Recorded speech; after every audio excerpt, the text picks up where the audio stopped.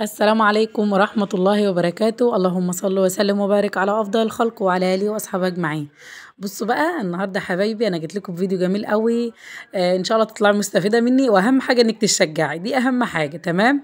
بصوا بقى يا أمارات، طبعا انتوا عارفين ان انا بروق في الشقة وعاملين تروقات الشتاء والكلام ده كله. طبعا زي ما انتوا عارفين ان انا كنت بصور، وكنت يعني بنزل معاكم كل مدى كده حاجة، يعني كنا بنعمل أوضة بأوضة، بنروق الأماكن مع بعض كده.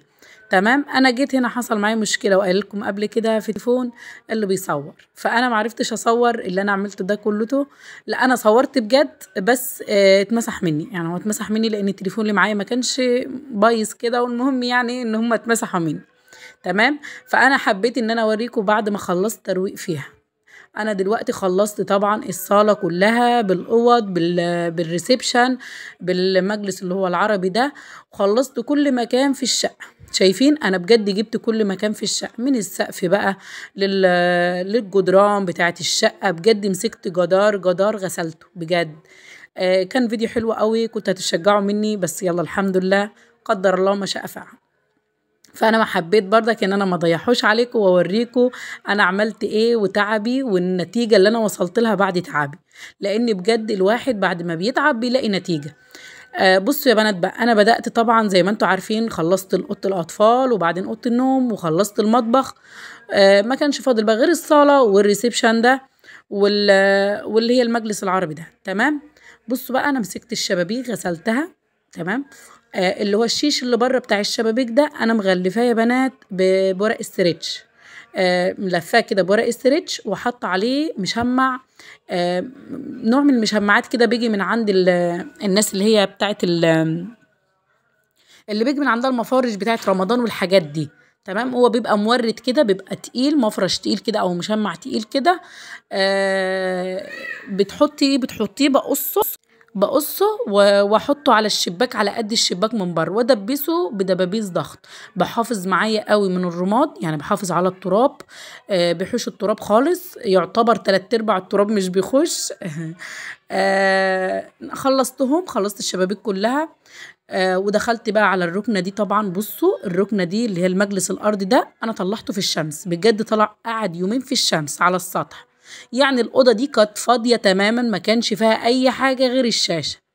مسكت المجلس ده كله بقى طلعته بره في الشمس على السطح زي ما قلت لكم، بالمخدات بكله بقى، نفضته كويس ومسحته، ومسكت بردك القماش بتاعه كده بفوطه عليها خل، بس مسحتها كويس. ومسحت بقى البراويز والنجف واللوند بتاعه الاوضه والجدران. زي ما بقول لكم ما خليتش اي مكان في الاوضه يا بنات الا لما غسلته.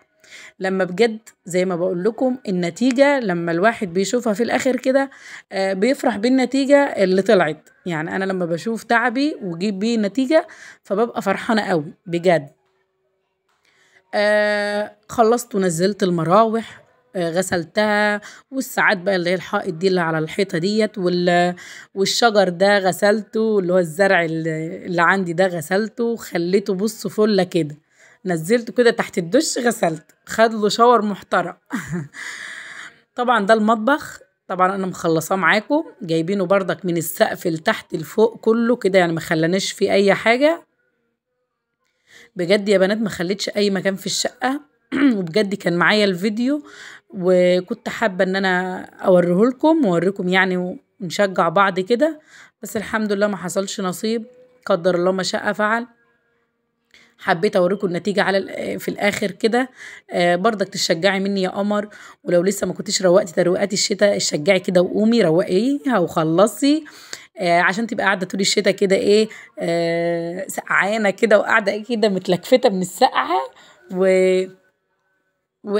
يعني بنبقى الشتاء بيبقى الواحد فيه ايه مدي من السقعه كده، مبيبقاش ايه قادر ان هو يقوم يعمل حاجه من الترويقات والتنظيفات والحاجات دي.